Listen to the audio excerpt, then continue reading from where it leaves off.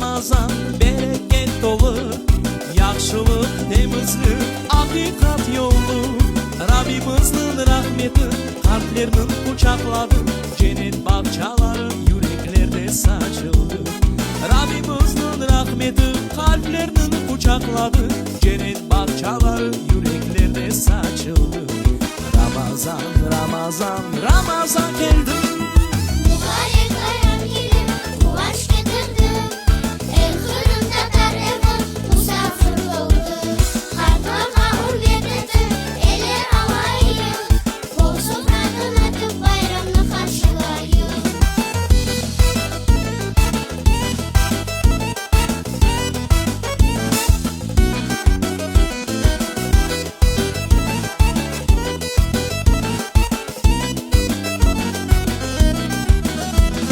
Namazlar kılına, dua okula, bu dünya ramaylıklar tez unutula. Muhtaçga zekat vermek, Allah'a şükür etmek, gelecek o razanı ümitten beklemek. Muhtaçga zekat vermek, Allah'a şükür etmek, gelecek o razanı ümitten beklemek. Ramazan, Ramazan, Ramazan geldi.